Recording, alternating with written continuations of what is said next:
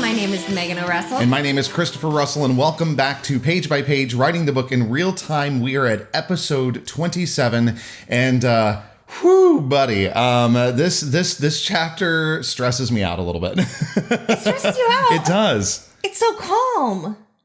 Okay, yeah, until we, get to the teen angst, and then it's anything but calm. Okay, compared to where we've been in, Bloody Corpse land. I don't care. This is something I can relate to. Bloody Corpses, no, but teen angst, absolutely. In fact, I feel like I can probably relate to this even more than you can. The awkwardness of being at those, Yeah, I can, right? Yes, because you didn't go to that many events. Oh, God, no. Friends. Events are awful. It's good to know that some things never change. It took me a long time to own up to the fact that if I go to a friend's house, and not like a close friend. Yeah. Like if I'm with our close friends, I'm there for the people. But if I'm with people like I don't really know, I'm not there for the people, I'm there for the pet. Right, and it took me a long time to accept the fact that I should just take my drink and go sit on the floor to make friends with the animals. I'm not going to stand up. I'm not going to try to socialize. I'm going to go sit on the floor like the awkward recluse and wait to make friends with the dog. Yes, the very rare blue recluse. Yeah, so in her natural habitat. Since I have accepted that, yes. I am more okay with social gatherings. But as a high schooler who did not understand that was your vibe. Well, not that was okay, that I could say, fuck you, that's what I'm doing anyway. Do you think the brain injury assisted in that? Like the fact that you learned so much about how your brain worked that you were like, oh. No, it was actually at a party with a group that shall not be named because things have happened that we are no longer a part of this grouping. Oh, but sure. We were at a Christmas party at one of our director's houses. Yes. And I went in and I sat down next to the dog bed and he said, I knew she was one of those. And I was like, this is the first time I've been to this house. I've never been in a social situation with this man. I walk in, go to say hi to the dog. And he's like, I knew that's what was going to happen. And I was like, well, then I might as well embrace it. If my personality screams she's going to go straight to the animal, then I should just do it if that's where I'm happy. I feel like I've referenced this before, and I wish I knew the creator's name, but that amazing black guy who is constantly talking about being with a white woman, and he's like, you better be ready for the animals, and you are that white lady. Yes, the guy who does the I don't even think his name is on his profile. No, he's like, ooh, look at the little... Yes, white women will take a tiger and call it Little Miss Muffins and put it in her bedroom. Yes, he takes... I love that guy. He goes on TikTok and Instagram and he literally finds videos of white women rescuing wolf puppies thinking that they're regular dogs and raising them and having wolves in their house and weird things or women going into gutters to rescue baby now do ducks. They think they are regular dogs or do they just go, I can care for it, it's fine? Well, I actually saw one where a woman, this one was hilarious, she found and she thought it was a kitten. Okay. An abandoned, week-old kitten. Yeah. Was not a kitten. Uh-huh. Was a fox. Oh, well, hey, to be fair, I believe that baby foxes are called kits, aren't they? Yeah, so she got that a little bit wrong, but she didn't realize it for a couple more weeks, how wrong she was. Yeah. So then she ended up with a pet fox because it had been bottle fed by her. So, yeah. Children, don't try this at home. Now, you might be saying to yourself, but I thought that they were domesticating foxes. Yes, they are, actually. There are people domesticating foxes, but those people are not you. And you did not just happen upon a domesticated fox kit. So, no, let it go. Do not keep it around so you can find out what the fox indeed says. Thank you. Foxes kind of go, ah! No, they go, I've listened to the music. I've listened to the song. Yeah. No, the thing is, I have accepted that I am going to die trying to play with an animal that I should not be playing with. Good, babe. I'm glad that you've accepted your mortality. But no, yes, that is going to be your end. I am that one who's going to die going, here, kitty, kitty. So, don't follow in my footsteps, kids. Babe, that is a saber-toothed tiger. They're extinct. Not anymore. Have you met the world today? We're just effing around and finding out all over the place. Yeah, I would, if someone was like, I will let let you cuddle my saber-toothed tiger. Oh, no. Unless I am dead and gone and buried very, very far beneath the earth. No. Absolutely not. Oh, what a way to go. Okay, so I think it's a good time. You would get the biggest, smushiest, fluffiest hug on the way out. I need a drink after that. It might be a very bitey hug, but it could be sweating. worth it. I'm sweating from my under eyelids. Okay, so... Your under eyelids? Yeah. Is that I called don't crying? know. Shut up. Yes. I think we've lost it. Already. We're only 5.5 minutes into recording. Good for us. Okay. Okay. So to calm us down, that'll work. That'll work. This Enter is the beer another. Of the week. Yes, this is that was another another transition than last week. It was very well done. See, I just need to let you handle the transitions. So you'll notice that these are slightly bigger mugs, and that's because the amount that is in that bottle is one of like the big format beers. Will not quite fit into the glasses we had. So I was like, we'll just have larger glasses. So enjoy these Steins. We are Vikings. We are tough. So that was a reference to your favorite Christmas short, Gift of the Night Fury. So this is from Unibrew. I believe we've had their Le Fin de Monde on here before, and possibly another one. But this is just called. I'm assuming they're pronouncing it as the French, which is terrible. So we're gonna say it's terrible, but it's not terrible at all. C'est chouette. There, I'm sorry from holding up the cup. Can we talk about how that clink is just better? It is. It's really a better. satisfying. I was like, ooh, Yeah. I like that sound. We're gonna bottle that sound up and sell it to Lucasfilms. And by Lucasfilms, I mean Disney, because they own everything. In fact, Disney has purchased our podcast. I'm kidding. Dude, if Disney wanted to purchase the podcast, I would let it happen. Yeah, absolutely. I mean, we live in Orlando. They already own everything. Like, they don't own everything. They don't own Universal. That's true. Yeah, and Universal, I mean, like it's going to be interesting to go into the Disney parks once Epic opens and just see. I feel like attendance is still going to be huge. Like I don't think it's really going to change that much, but it'll be interesting to see. You mean attendance at Disney? Yeah, Disney, yeah. I don't know. I think that they're gonna start a huge competition to they see are, who of can course. get more people where. But children, this is why competition is good, because it benefits the consumer. Yeah, it breeds innovation, and So anyway, All right, cool. So now that we've had that little lesson in economics, why don't you tell us about what happened last week? Do you remember? I don't. It's all a wash. I'm so traumatized by everything that's happening in Ella's life right now. Last week on Sketchbook of a Wayward Seer. I'm sorry. Ella Day makes it to week 2 of school finally. It only took us 6 months to get there. You know what? She's trying. She makes it to week 2 of school. Her brain is wide open to all kinds of visions, but she is fighting through it so that she can keep trying to investigate where exactly Clara's body is and who may have killed her. She gets to school hoping for help from Violet to keep her from outing herself as a seer midday by having a screaming vision, to find Paige and Jason waiting for her. The compromise ends up being that Ella is going to go to the Crossing, Violet's family restaurant, to meet Jason, Paige, Evan, and Noah. She then goes to the library to continue her search for the cliff where she saw Clara dumped. And she gets to spend a moment with Caleb. Your previously on voice is so weird. I know. I love you. I'm not a voice actor. I don't do that. Well, that's okay. I don't remember what voices I did for whom anymore, so Noah sounds completely different. Well, I feel like you're also getting to know Noah more, because the hard thing about... Okay, so normally when I'm working with audiobook narrators, yes, because I am that stupidly picky author. Yeah, but they also get the entire text ahead of time. Yeah, so I can tell them when they're doing something like, no, that's not the vibe. No, not like that. Yeah. As we're going. But because I can't tell you everything about the characters, there are some things where I can't give you that much direction without outing what's coming next. Yeah, no, I know. So it's a very weird situation. No, I get you. All right. Okay. Are you ready? I'm ready. Are you ready, listeners? Press pound to continue. Oh my goodness. Bobby, did you press pound?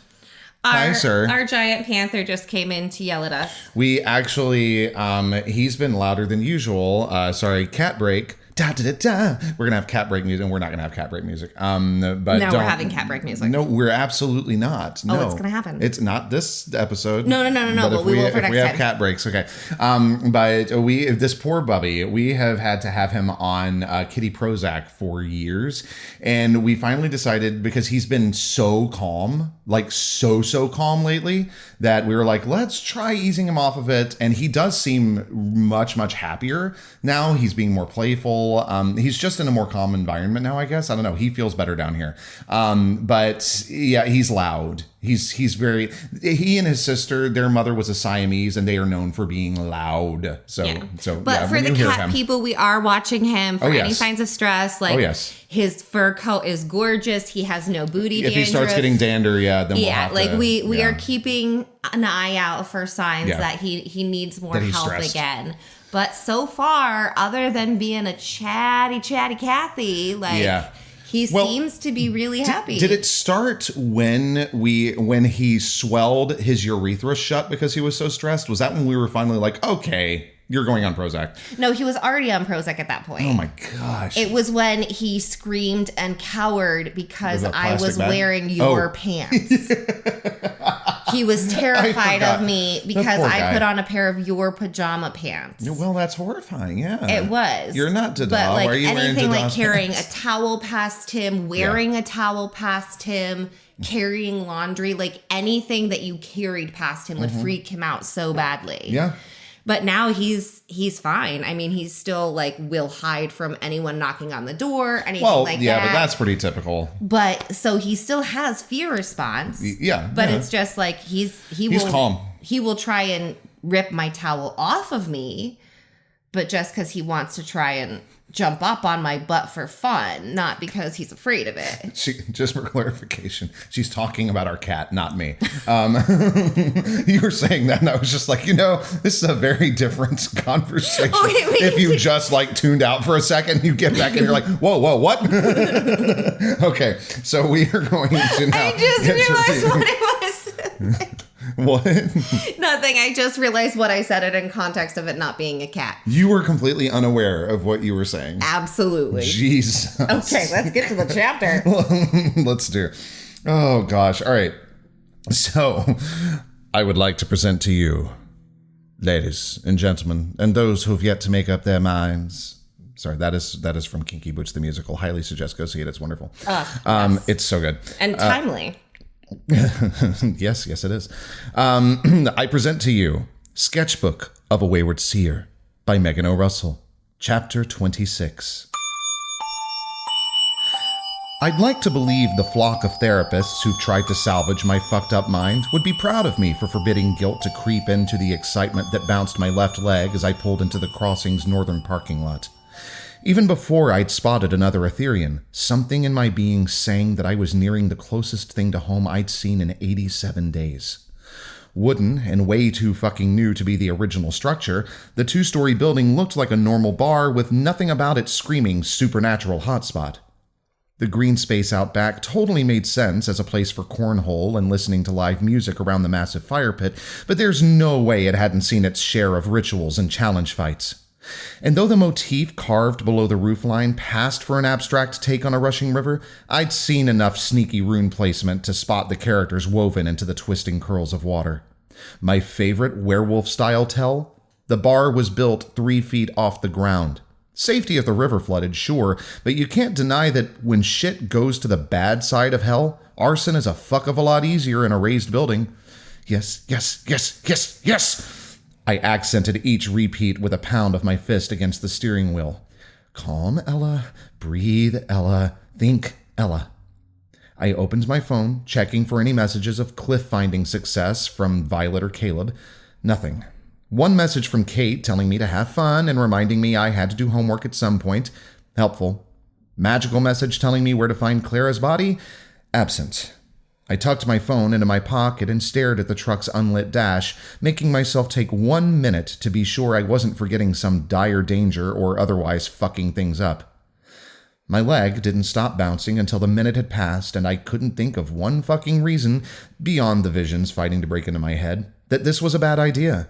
And Violet had gotten me through school. All I had to do was make it to Violet. Shoving my wallet into my pocket, I hopped out of the truck. Chill wind teased my cheeks and filled my lungs. The murmuring burble of the not-quite-calm river dulled the voices of the patrons at the tables out front. Even the crunch of the gravel beneath my boots tickled a giddy sensation up my spine as the sound proved Dorothy wasn't in perfect downtown Laureldale anymore. I'm going to pause right there because there's A, something in my eye, and B, why? Why did I bring up the Wizard of Oz? Why reference the Wizard of Oz? Because the Wizard of Oz is creepy and downtown Laureldale is creepy. Mm-hmm. Yes, but nothing about Kansas or Oz. Well, Oz is creepy. Well, no, but I'm thinking about it, and I'm like, I guess in a way, Welcome to Munchkin. The city of Oz, like the Emerald City, right, is very much a utopian on its facade, yeah, and Laureldale also is a utopian on its facade to a point, like maybe not quite as utopian. What? I had not thought through that logic, but I will accept your logic. Thank you. I will go with it. Appreciate it. Okay. All right, continuing onward. Dorothy has just found out that she's not in perfect downtown Laureldale anymore. Someday, if you ever do post these videos, people are going to see my knees coming up into the image all the time because I can't sit in a chair like a normal person. You're not, babe. Okay, normal, A, is highly overrated. B, you've never been normal. C, I mean, yeah, people are going to see your knees. They're just going to be like, what is this lady doing? Okay. You better be careful. Look, to all of our Amish viewers out there, I'm sorry, I know that's scandalous. Ooh, yeah, my knees on video. I can make that joke because they ain't listening or watching this. It's true. You just very sweet people. But yeah, they're not watching this. No, I just want donuts. I just want to go. Oh, you want the apple cider donuts from? Yeah. I do. That is. I mean, the food is definitely a big. It's the Amish. They know how to cook, man. Oh gosh, and just even their apple schnitz. Okay, I gotta stop. All right, moving on. Dorothy, I feel like you're gonna have so much editing to do on this episod. I am not. No, I'm not. Okay, you shall not edit me. Okay. Now that I've blown the mic out. I made myself keep a steady, non-skipping with joy stride as I stepped onto one of the two features that edged the closest to outing the bar as blatantly supernatural. Rather than being built beside the water, the crossing stood on an island in the center of the river, making the two wooden footbridges that led to the parking lots on the northern and southern banks the only quick access, ensuring patrons from both sides of the river could reach the bar without ever having to fully cross the water. 2 5-foot-tall posts flanked the island end of the northern footbridge. A carved motif similar to the abstract river below the roofline hid another set of runes in plain sight. I paused at the posts, taking a moment to examine the workmanship, meaning at least get the vibe of the runes, before passing between them. I didn't recognize many of the characters, but I'd been taught more about runes not to fuck with than ones meant for protection, so I took ignorance as a good thing and stepped onto the island. No tingles, chills, signs of sudden doom. No skipping. Do not fucking frolic, Ella. The path to the front steps cut through the tables on the lawn, meeting up with the path from the southern bridge right in front of the bar entrance. The humans at the tables, with pizza and burgers that smelled amazing and fries that looked delicious enough to almost make the weird potato thing between Evan and Jason make sense. Pause. The weird potato thing. I just want a nice callback. Thank you. Because she's like, wait, what's going on? This can't be about potato. Maybe it is about potatoes. It could very well be. Okay, for the people who don't remember, they were talking about the crossing fries quite a lot in the last chapter.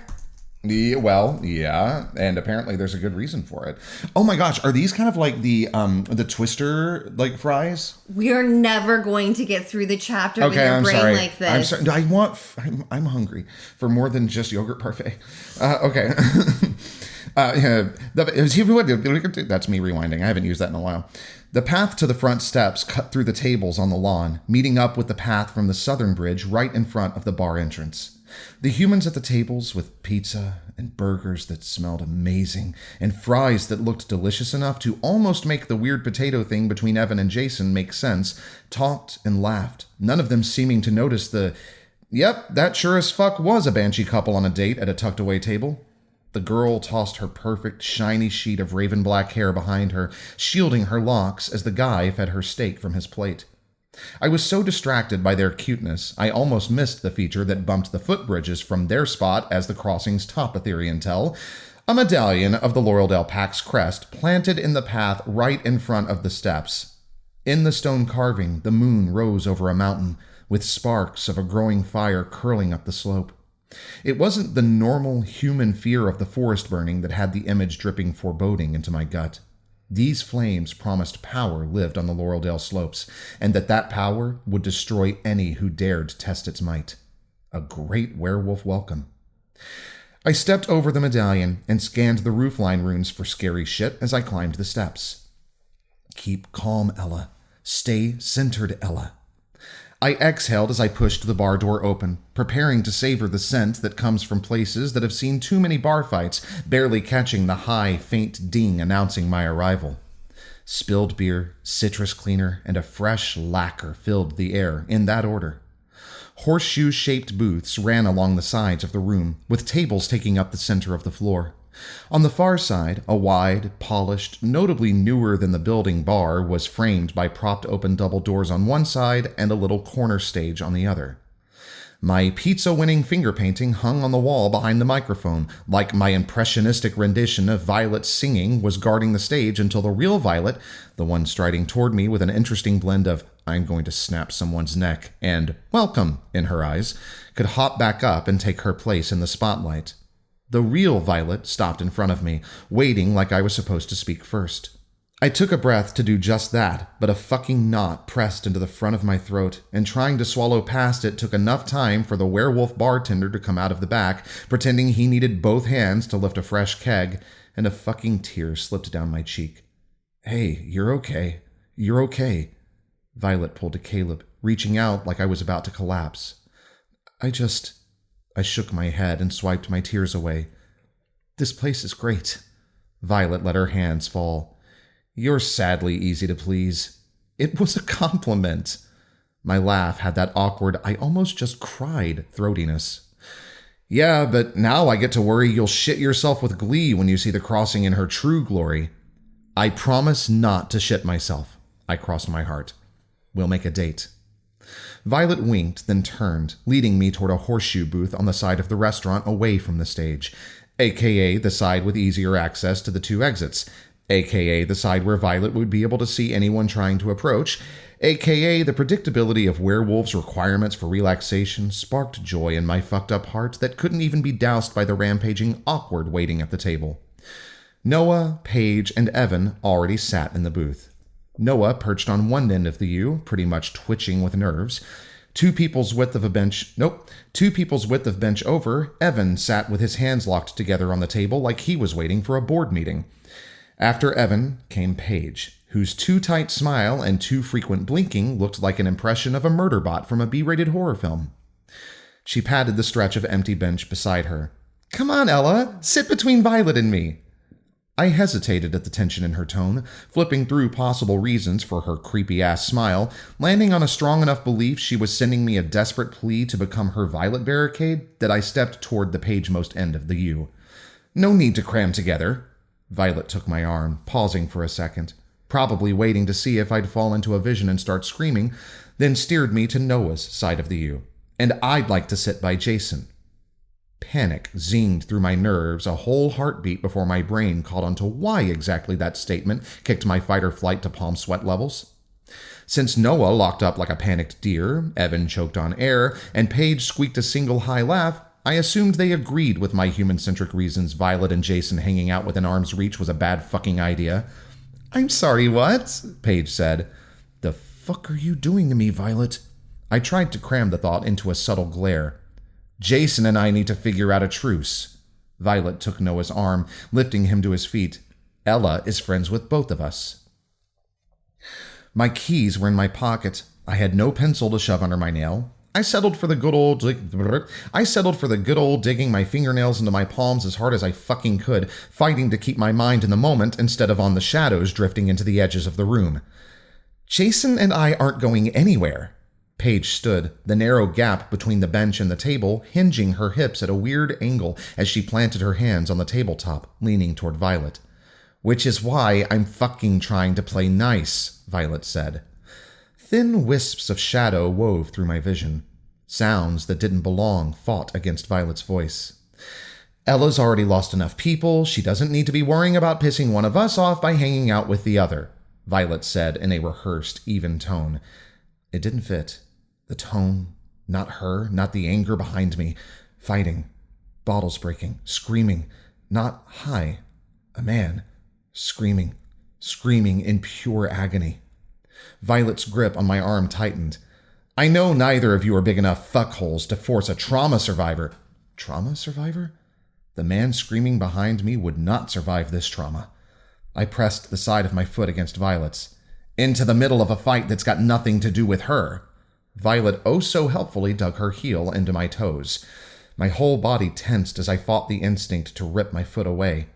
A scream pressed up into my throat, but my need to scream yanked my mind away from the screaming man, making the flare of pain as my middle toe broke totally worth it.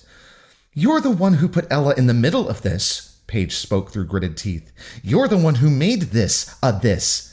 "Maybe this wasn't the best idea," Evan said. Violet tightened her hold on my arm, her grip moving from a helpful, "Wow, there isn't room in my mind for anything, including visions, because deep-seated survival shit says only pain can be relevant and everything else can fuck off," to, "Oh fuck, I think you might fracture my fucking arm." "I'm okay, Violet!" My voice came out way too high. She loosened her hold and eased her heel off my throbbing foot. I swallowed, aiming for a more normal pitch. "This is really sweet of you, Violet, but you don't have to. I'm offering an olive branch." Violet shifted her focus back to Paige, her unnaturally put-together smile back in place. "If you don't want to take it, fine, but that solidly makes you the asshole." Paige glared. "Noah, let Ella in," Violet said. He obeyed, backing 2 steps away from the booth, scanning the mostly empty bar, or more likely, looking everywhere but the dumbass drama at our booth. Violet slid me into the booth seat, not letting go of my arm until it was time for me to scoot over. "Remember the Ella bubble." "The what?" I froze. "Ella, it's okay for you to tell people you have boundaries," Violet said. Still confused. "I let them know how much getting bumped around and brushed against without warning bothers you." I swear to fuck Violet had smug satisfaction in her eyes. "The booth is plenty big for all of us to fit without anyone knocking elbows while we eat." "Thank you, Vi. Appreciate you coming up with this inventive solution to the whole physical contact as a potential vision trigger problem, but are there any other fun little surprises before pizza? Do I have a backstory for this dislike of casual/accidental contact? Any fucking clues would be fucking great." Since I couldn't say any of that, I went for, "Thanks for accepting my twitchy rabbitness." "It's highly understandable," Nola said. "Thanks." I slid over, centering myself between Noah and Evan. Violet hadn't lied about there being enough room for no-contact dining. A weird blend of self-loathing at my existence as a pathetic mess who still couldn't close the fucking gate in her head, and the kind of honored gratitude you get when a friend does something to All right, I'll leave that in just for that reaction.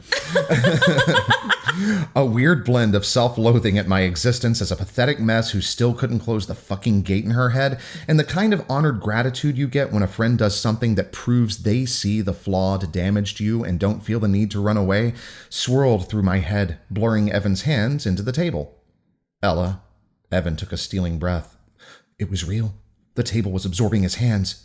"No, it's fucking not. Get your shit together." "If I've ever made you uncomfortable," Evan said, "I'm truly sorry." I glanced to Violet, hoping she'd see my panic and jump in for me since I didn't know what the fuck she'd actually said to Noah and Evan. She didn't, but at least the tabletop solidified and freed Evan's hand. "That's nice of you, but completely unnecessary," I said, hoping it fit the Violet-made narrative. Evan's pointedly dashing frown didn't fade. "You've never bothered me," I said. "I promise I'd tell you if you had." That seemed to do it. "Good," Evan nodded. "That's good." He lifted a bouquet of aster and white turtle blooms from the seat beside him. "Then these can stay congratulations flowers." He set them on the table beside my hand. Even knowing I could never sink into his very inviting arms, my heart still thumped extra hard as I picked up the white and purple flowers. Don't worry, I got permission from my grandmother before cutting anything from her garden. His cheeks gained the barest hint of pique. I'm going to take a drink. What? I said pique. His cheeks gained the barest hint of pique. A peak. Peak season. Peak season. His peak growing season. His cheeks are piquing interest, yes. Okay, sorry. Don't worry. I got permission We're from doing so well at life You today. know, look, we've only got 6 pages left. I think we're doing pretty darn well. We are doing a great job. I think so. All right. Wait, it's just we're in a special kind of slap happy today, and that's just how we are. Whatever you got to do to get through, y'all. Take care of you. Okay. Mm-hmm. Don't worry, I got permission from my grandmother before cutting anything from her garden. His cheeks gained the barest hint of pink. Oh, to be a human girl with no murderers to worry about and enough naivety to believe Evan hadn't mentioned his grandmother to gain extra polish on his perfect guy charm. Congratulations. Evan's voice and slightly hesitant smile pushed heat to my cheeks. You're a sap, Ella. Thanks, I said. We have to get a celebration picture of Ella by the painting, Noah said. Violet, can you make Luca turn on the spotlight? At Luca's name, the blissful hormone haze vanished, landing me right back in Sybil land. He's got the night off, Violet said. Can you turn on the light, Violet? Paige managed a pleasant tone, but failed the facial element with her still over-tight smile. A good picture of Ella with her art would be great for... Paige pursed her lips and wrinkled her nose. No, it's Jason's to tell. Don't do that. I pointed my bouquet at Paige. You can't make that kind of face and not tell us why. Glee danced in Paige's eyes. Jason just parked, and you want to... The front door dinged open. Hear it from him. Trust me. If Paige were any kind of supernatural, I'd have been convinced she'd somehow manipulated Jason's entrance. Her confident smirk contrasted his slightly breathless unease with perfectly timed irony. My hope of a quick news reveal from Jason died as he spotted Violet standing next to our booth, then me sitting between Evan and Noah. For a split second, he froze, just long enough for my stupid fucking ass to catch on to why exactly Violet made sure I'd be sitting next to Evan instead. You forbade guilt, Ella. No guilt with pizza, Ella. I waved Jason over. It's dinner with friends. Just dinner with friends. Just dinner with friends. Slide in. Violet pointed Jason to her end of the U, offering the command as a greeting. Hey, guys. Jason stayed standing as he smiled at each of us, the expression barely wavering when his gaze found the bouquet. Thanks for having me, Violet. He held out his hand, a solid counter to her sit command power play. Of course, Archer. Violet took his hand. I watched his face as they shook, ready to scream for her to stop at the first sign of bone-snapping pain. The new bar looks great, Jason said. The air shifted as footsteps, confident stride, rubber-soled shoes, approached from behind me. I twisted to look, almost knocking into Noah and popping my Ella bubble. Mrs. Nikolic would never have trouble convincing anyone she'd born Violet. They had the same blonde hair, same bright blue eyes, same slight build, same deadly fucking gleam in their eyes as they stared at Jason. Jason, you've just shot up. Mrs. Nikolic reached out to shake Jason's hand. Pain did flare in his eyes this time. So tall, like your daddy. Yes, ma'am, Jason said. If you bring any other resemblance to that man into my bar, you'll find yourself in the river. Mrs. Nikolic held Jason's gaze like a fucking do-or-die dare. I don't believe in generational feuds, and I'll give you a chance to prove you've crawled away from the cowardly swamp your daddy festers in, but there will be no second chance. Do you understand, Jason Archer? I couldn't read anything in his eyes. No fear, no anger, like he'd slammed down an impressively solid barrier around his emotions. Yes, ma'am. Good. Mrs. Nikolic let go of his hand. Make sure your daddy understands your welcome here does not extend to him. Yes, ma'am. Still nothing in his eyes. She turned her back to him, switching her attention to me. Breathe, breathe, breathe, breathe. She tipped her head as she studied me. My half-hearted bun, my pendant, the flowers gripped in my hand, like she was trying to figure out which part of me had triggered my failure to become a werewolf, wanting to see the scuff on my soul that had justified fate stealing the strength that was my birthright, forcing me to suffer in a flimsy Sybil frame. "It's nice to meet you, Ella." From the way her face softened when she finally spoke, Mrs. Nikolic had chosen to place me in the poor wounded pup category, which is, while admittedly annoying as fuck, a hell of a lot better than the abomination category. "Nice to meet you, too." I ran through the words in my head twice before continuing. "Thank you for letting Violet make friends with the new kid." I kept the, "we're planning to fuck some serious shit up that's absolutely going to make you regret ever condoning my presence in your daughter's life, but I'll just enjoy you not hating me while it lasts" part silent. "I don't take her friendship for granted." The corners of Mrs. Nikolic's lips crept just a fraction higher. "I hope you don't take your talent for granted either." She tipped her head toward the painting. "Don't forget to sign it, and come find me after you eat. There's a panel in the loft that needs a new mural. We'll take a look at it, see if you want to spend that many hours here." Fuck. She was just like my mom, seeing into my fucking soul and noticing the bit of reprieve the crossing had granted and coming up with an excuse to give me what I needed. Or she had an ugly panel she wanted painted. Either way, heat pressed up into my eyes, and if Noah hadn't been in the way, I would have thrown myself into Mrs. Nikolic's arms just to see if a hug from another werewolf mom could be anything like my mom's. I hate you so much. That is such a sad line. Okay. I drove my own heel into my freshly broken toe. "That sounds great. Thank you, Mrs. Nikolic." She winked, the movement almost identical to the gesture I'd gotten from Violet. Nope. She winked, the movement almost identical to the gesture I'd gotten used to from Violet. "Pizza's on the house tonight, so save that punch card." Not giving me a chance to thank her again, she left, allowing awkward angst to resume. The six of us stewed in silence for a second. "Sit, Jason." Paige patted the seat beside her. He didn't move.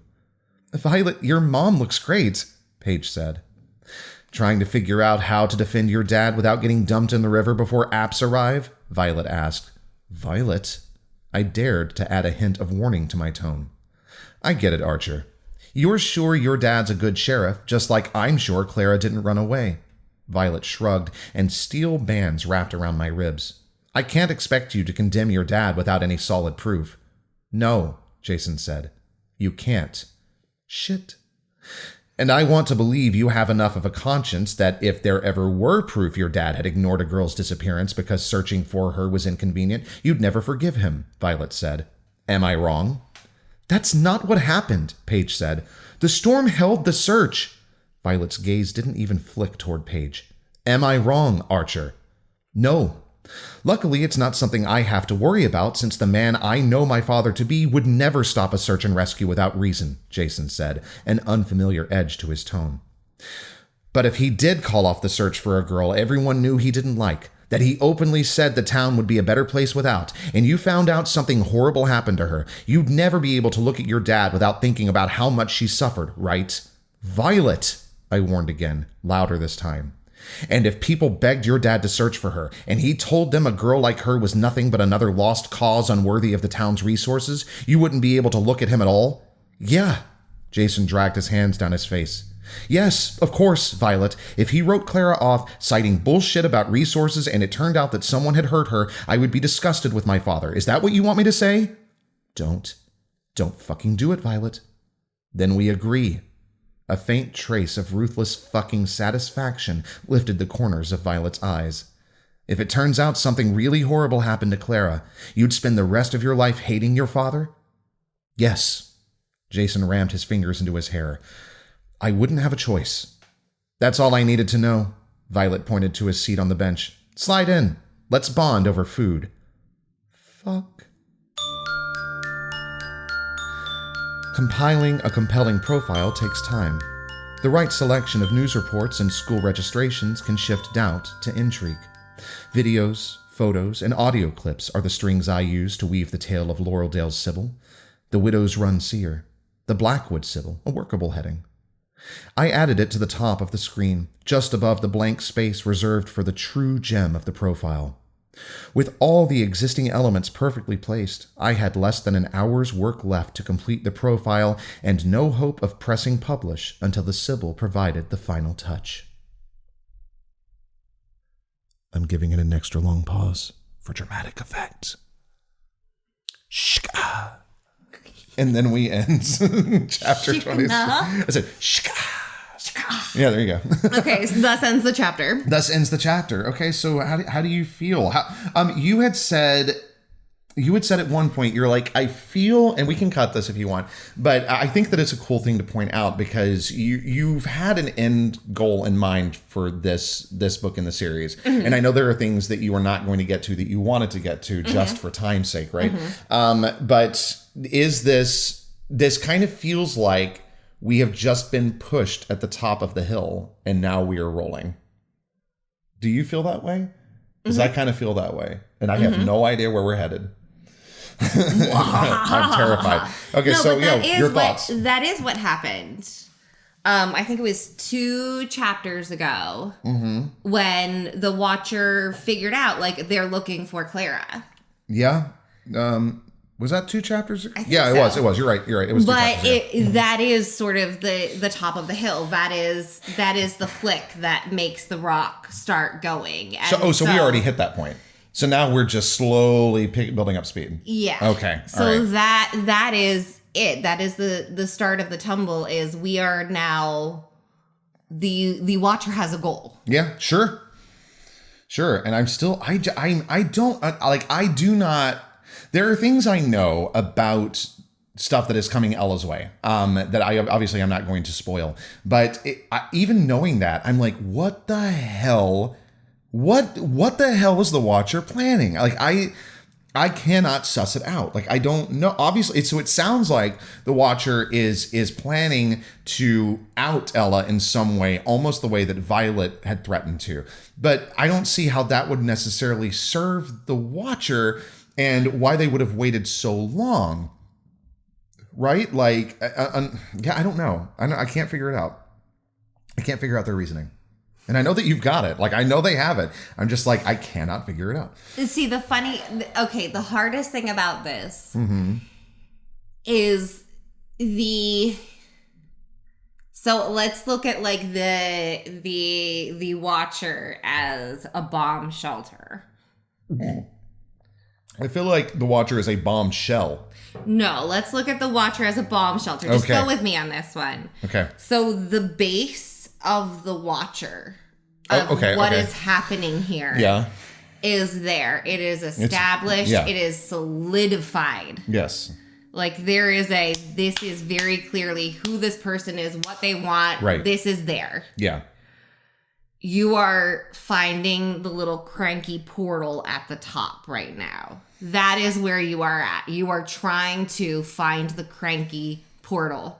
You know the one I mean, where you go, cranky, and then you flip it up and you're like, wow, there's a bomb shelter down there, and you climb down the big ladder. Sure. Like you are. So we have found the portal? That is what you are looking for right now. Oh, so we aren't even anywhere near. So we're not even below the surface. Like you are trying to figure out where that entrance is right now. Okay, well, that's exactly what I'm trying to do. So yay, great. I haven't. That is where I want you to be. Well, that's where I am. Is you are like, there is some shit here, and you are in the woods looking for that cranky portal.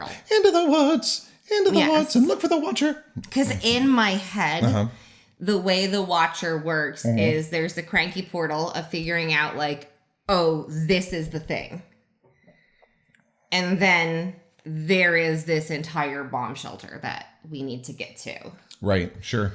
So it's the steps of figuring out what this is. And that's the hard part of like having so much in this Laurel world already established that I had to do in order to be able to write it this way. Yeah. Because if I didn't know that big labyrinth of detail of why the seer or why the Watcher is acting exactly this way, I couldn't in real time write it because it wouldn't make sense later on. No, yeah. But at the same time, it feels weird for me to have like this massive hoard of information that I'm just, that's what I But see, that's the kind of nice thing is that you're able to. So Tolkien had the Silmarillion, right? And there's a lot more than just the Silmarillion, but that is a pretty good combination of a pretty extensive world building, and I believe that's where you get a lot of the genealogies and stuff too. But you have that on Substack, kind of. Not all of it, obviously. Is there a time?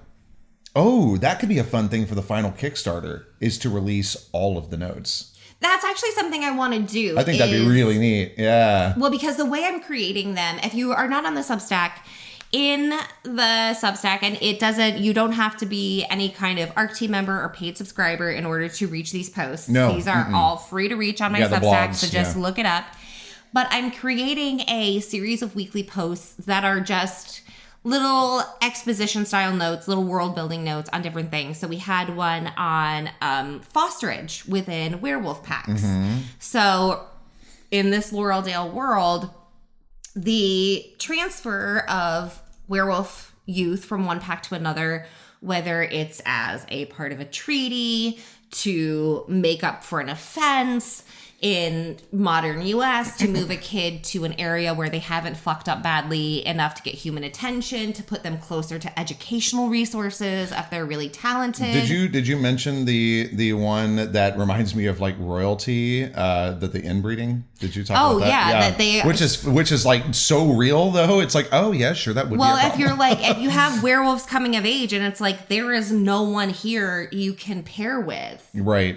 Yeah. That is something you have to actually take into consideration. Like there is no mate for you here. Yeah. So then you have to take all related. So then you have to take into account like what packs do we have close ties with?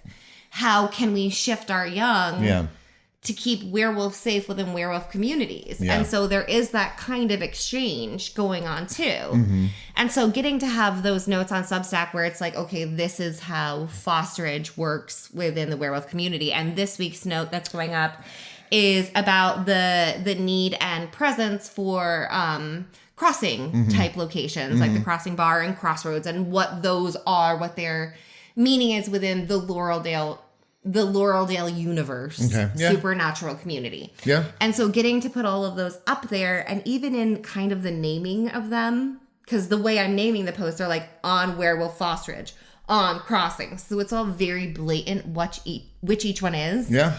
So that I can put them in an index and a glossary, and I can have everything linked. Okay. So that eventually I can have all this information out there in an easy to reference format. I like that. I like that a lot. Also, I want to take a second and no, I know the videos aren't up yet, but when they do go up, I apologize. I don't understand why our recording devices keep shutting off. There's nothing I can figure out that I'm doing. So thank you for, sticking around. We appreciate it. I'll put up a real pretty picture. What you should do? You should put up pictures of cats. Put up pictures of my baby. Yes, we can do that. We could do that. We could do cat tax, just like a different picture every time that this happens. I love it. Okay, so let's get into it. So first off, I want to talk about. You know what? I'll talk about this first. I think it is so cute how excited Ella is. And like it goes to the promise that Violet's like, you'll never want to be anywhere else again. And it's true. Ella's in love with this place. Like she has finally found. Her heart has finally found a home in Laureldale. Like she sees this place and it's like, oh my god. It's like when I take you to Disney World. It's like Well, I mean, it's not just Disney World. Actually, not even Disney World. Like hiking a mountain with the promise of a brewery at the end. Yeah. It's that. Yes, this is the thing that I like. So I mean, it's for some people, it's walking out onto a beach. For some people, it's getting to the top of a mountain. But for this, it's like. Werewolf culture. I am in werewolf. This is home, werewolf home, because she's been living with a witch and going to human school. Right. Yeah. So she hasn't been surrounded by werewolves in almost 3 months. Right. And that is her culture. Those are her people. And like, yeah, she's not a werewolf, but that's what she's grown up with her whole life. Yeah. Yeah. That's fair. Let's actually talk about the crossing a little bit. So, Tell us why. I know why, but tell us why is it situated the way that it is? Because you made this a very big deal that it is not only beside the water, it is within the water. So it is on an island surrounded by different portions of the river. Why? So this will be in the blog post too. On okay. Substack. So don't forget to check out the Substack. Yeah. So then give us a teaser. Well, no, it's all kind of there. Okay. So in the supernatural world, because there are so many groupings, and finding places of neutrality where different races can talk is an important part of keeping the peace. Yeah. And so that's why crossroads are considered a link between different worlds, a link between the supernatural and the human, a link between different kinds of Aetherians, because those are the meeting places. Okay. Are the crossroads. Now, for Lauraldale, the boundary that exists is rivers. So we have the river that the crossing is on. We have the Widow's Run River. And those two rivers are the Lauraldale boundary. So that is the Blackwood protection boundary. Is above those rivers. So if you are not the kind of Aetherian that is allowed on Blackwood land, you can't cross that river. Right.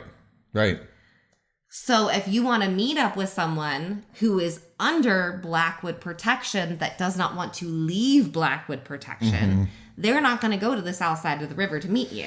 Right. But if you both meet in the center of the river, they haven't technically left Blackwood protection by crossing the river. Yeah. You haven't technically broken the treaty by crossing the river. So something really messed up happened. There is no crossing of the two sides. Yep, sure, you can cross, but you leave Blackwood protection. And are the people on the south side of the river, are they also Aetherian? The ones who aren't supposed to cross? Yeah. Some of them. Oh, interesting. Okay.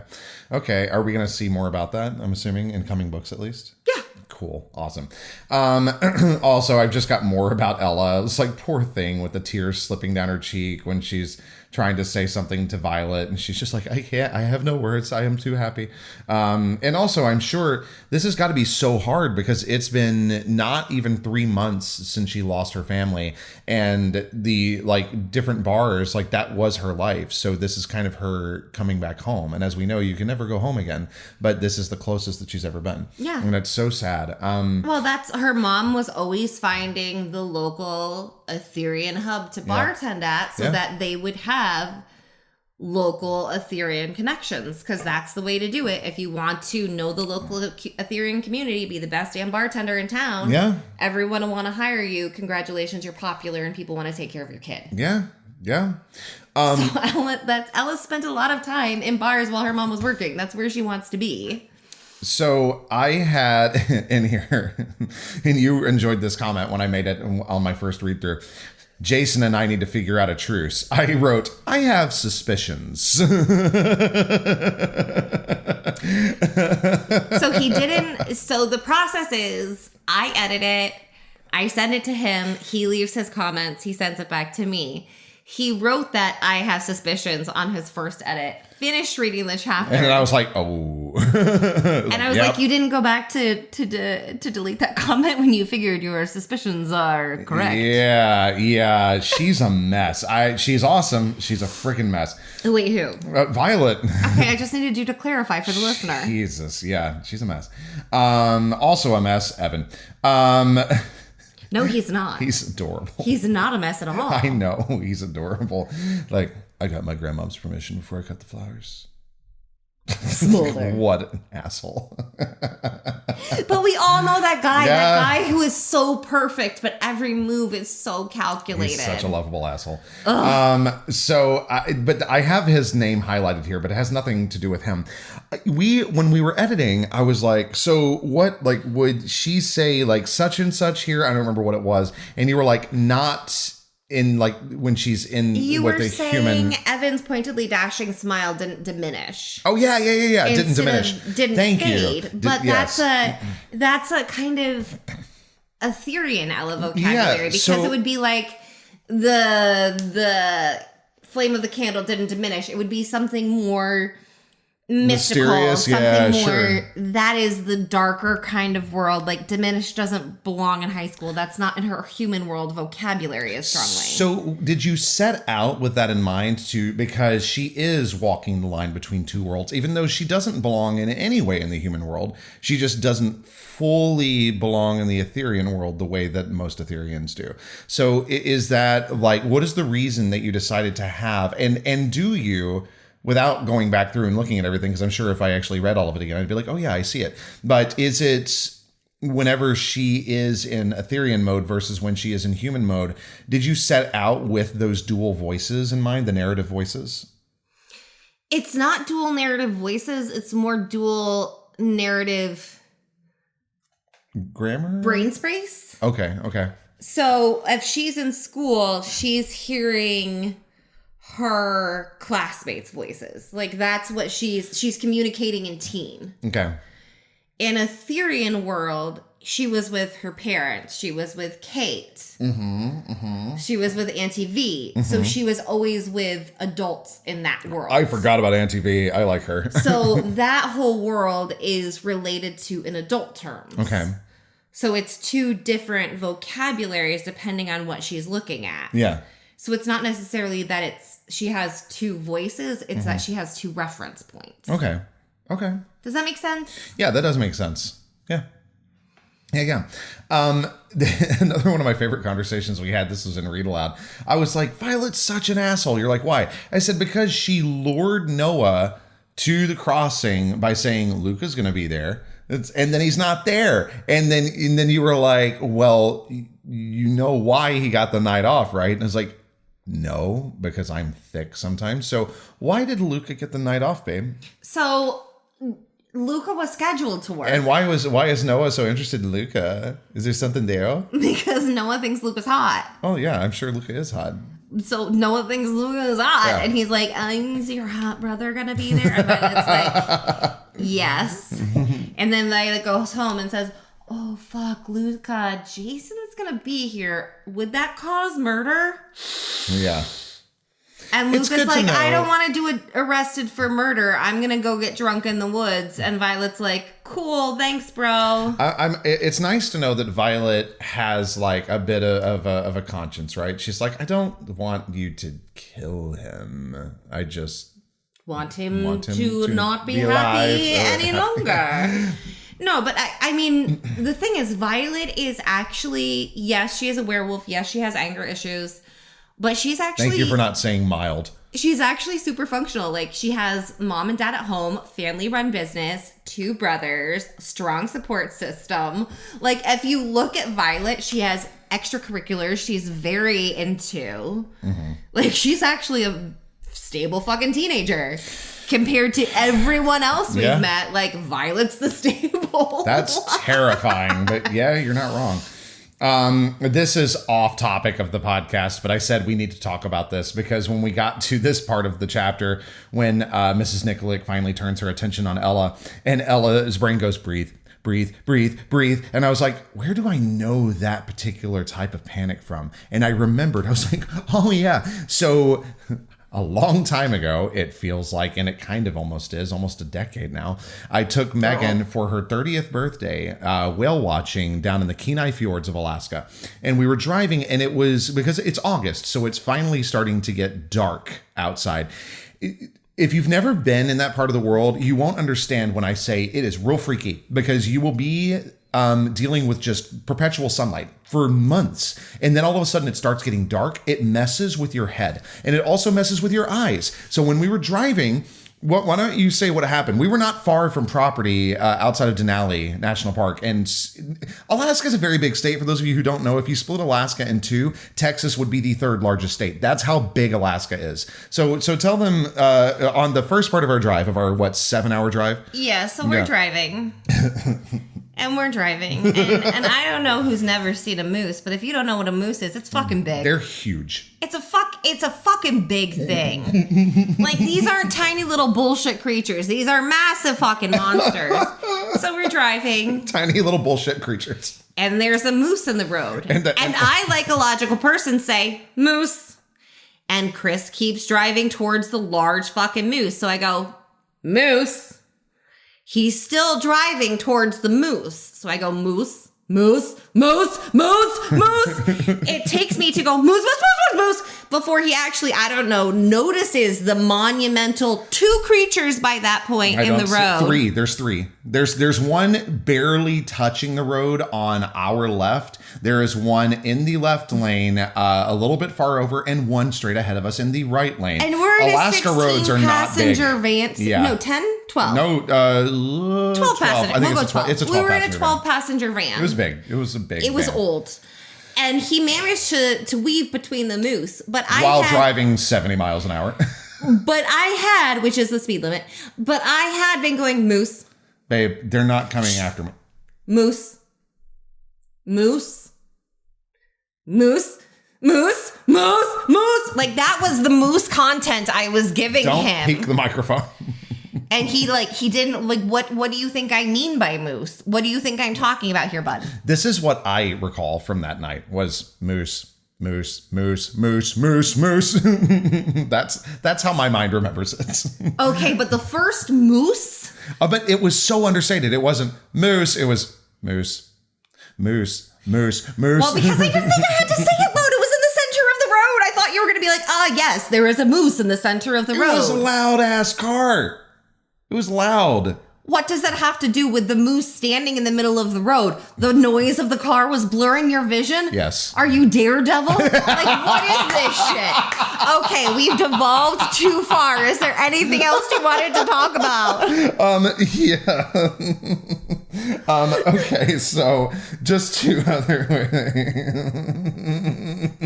Are you Daredevil? Well, what does the sound have to do with you seeing the moose in the center? It was in the Oh my middle God. of the road. Thank you for bringing him up. I was at Titanic yesterday and I was trying to remember First Officer Murdoch's first name. And Drink if you had Titanic. Oh my God, shut up. But I had, in my head, I was like, First Officer Rupert Murdoch. And I was like, I didn't say it out loud, but I went, that is incorrect. Who the hell is Rupert Murdoch? Oh yeah, Daredevil. Got it. Right? Isn't that his name? I have no But idea. First Officer William Murdoch. Anyway. Mrs. Nicklick's, I would have thrown myself into Mrs. Nicklick's arms just to see if a hug from another werewolf mom could be anything like my mom's. Fuck you. That's all I have to say. How dare you make me feel feelings? But she wants to know. Oh my God. Awful. Just, okay. Moving on. So I wrote at the very end of the chapter, I was like, with all the existing elements perfectly placed, I had less than an hour's work left to complete the profile and no hope of pressing publish until the Sybil provided the final touch. What a stinger. Megan was like, I don't know if the stinger's good enough. And I'm like, are you kidding me? So I didn't tell you what I love about the stinger.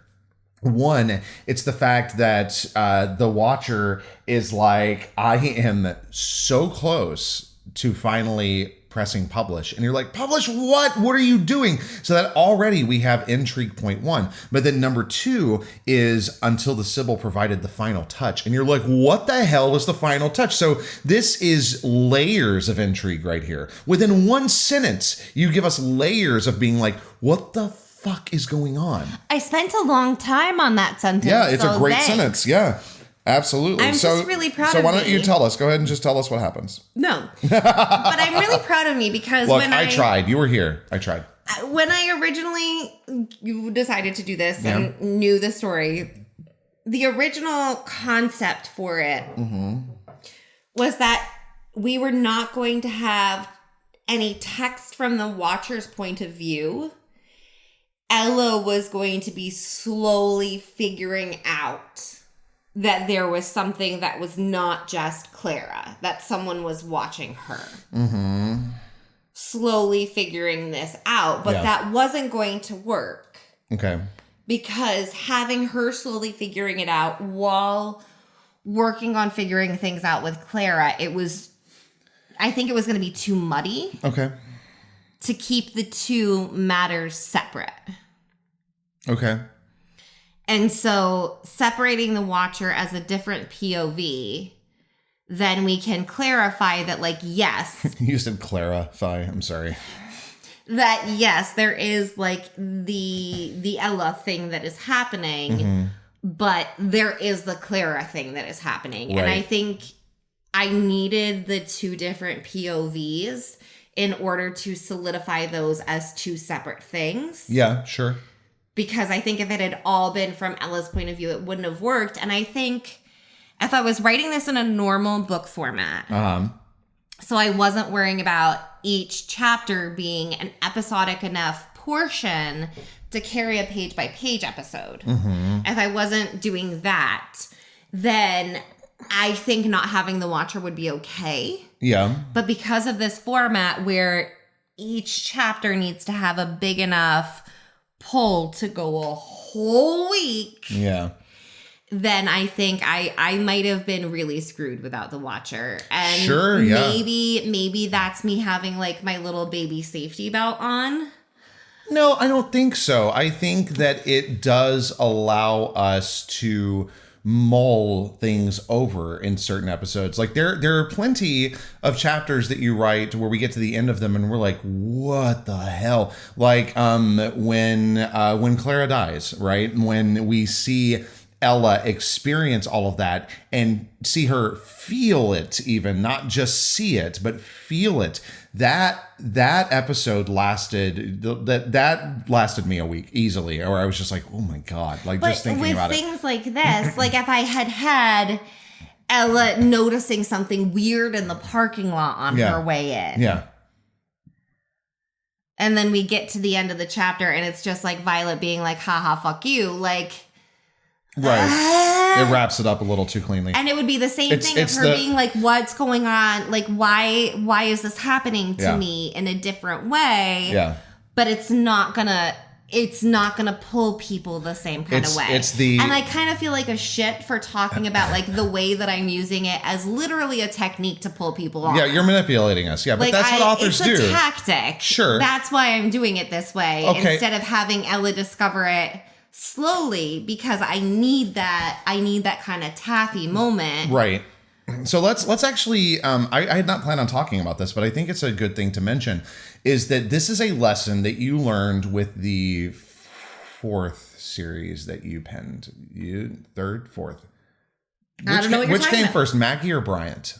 Maggie. Yeah, I thought so. Okay. So the 4th series that you started work on, which is still to this day one of my favorite of your series, for very different reasons than like Enna is one of my favorite of your series, Bryant. Oh, that's The Tale of Bryant Adams. The Tale of Bryant Adams. But with How I Magically Messed Up My Life in 4 freaking days, ma'am, are you supposed to be up there? Sorry, cat drama. Okay, continue. Drink. So, oh my God. But there at the end of book 1, there is a slight pull into book 2. But you wrote it so that it could be a standalone. And because of that, Bryant, which by the way, if you read through the books, God, it's so worth it. Like, it is such a great journey. But book 1 ends just slightly too tidily, and it actually makes read through a challenge. Mm-hmm. And it's interesting because it's not because the book is not good. People love the book. Yeah, like, it's because you wrote it in such a way How to I Magically Messed Up My Life in 4 freaking days. Yep. When I originally wrote the book, it was for a standalone contract. I hadn't been contracted for a sequel. Yes. So I wanted it to be so that if there never was a second book, I would not be dicking people over. Mm-hmm. But then when I continued the series, some people think that the first book is the only book. And it doesn't matter that like the back matter is like book 2. Hey, about book 2. Hey, there's this thing. People are like, oh, yay, this is great. And then they stop reading. Well, and we even, it's funny because we're going kind of deep into this, and maybe these are behind the scenes things you don't need. But I think it's interesting that we even, to combat this, we actually deleted three paragraphs, just 3 paragraphs, or maybe it was even less than that, just to untidy it a smidge. Well, it wasn't, I deleted 3 paragraphs. I switched around a couple lines. Yes. Right. No. It made sense. Why. Yeah. It's just like the last 3 paragraphs were like, we would meet whatever it was when it came or something. And it was just a little bit too tidy. Yeah. So we were like, okay, all right, we've learned a lot since then. And we went back and did it. And that actually did help a little bit, but still. But it's still too tidy. It's still too tidy, but we can't, nothing we can do about it now, but we can learn that lesson moving forward. Which is what you're doing here. You're never getting a tidy ending for me until the last book. I will give you a satisfying plot arc, but I am going to plant something that is going to pull your pants on with me because, quite frankly, my cats are expensive. Hey, even the end of Enna series. Am I not supposed to mention that's why I do it? Because my cats are expensive and I need to eat. The end of Enna series ends tidily. It ends very tidily. I hear Brittany screaming at us right now. All right, so I think that is it for us today. Was there anything Brittany that you wanted to? Bingo Square. Oh, that we mentioned Brittany. You know what's hilarious Yeah.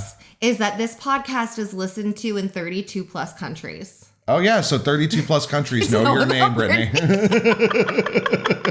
Congratulations. You are a part of history. Our podcast friend, Brittany, is in 32 countries. We love you, Brittany. That's hilarious. So that means people in 32 countries know that our cat needed Prozac. Correct. They're like, what is happening over in America? You know what's happening in America. I need Even Prozac. our animals need Prozac Yeah, here. guys. All right. So why don't you tell them where they can find us? I don't know. I was just going to say, well, Buten's better for me, but that's fine. You can find us on, if you were looking for the text of the chapters, if you just want to read it as a book, you can find that on Substack. And you can find that in the show notes. I do put that, I paste that link every week now. And you can also find the podcast, not podcast. What's The the blogs? One? Yes, that's the word. You can also find the blog posts on Substack if you want to read some Laurel Dale world lore. You can still find me on TikTok. I am on Facebook, Instagram. If you are listening to this podcast, please like, share, comment, whatever it is that your platform does to make the algorithm know that you like us and that you think other people should like us too. Yeah, I think I'm sorry, I'm laughing because Maribel is doing stuff she should not be doing. Yeah, our cat's being a real dick right now. One of our cats is so smart. Being a dick on your bingo card. One of our cats is so smart that when she knows that we can't get up because we're recording, she will stare at us and do things that she shouldn't do just to mock us. It's hilarious. All right. And so I think that is all the time that we have. Give us a like. Generated fully. Give us a like, subscribe, leave us a nice comment if you were watching this on YouTube years in the future. Until next time, thank you for reading.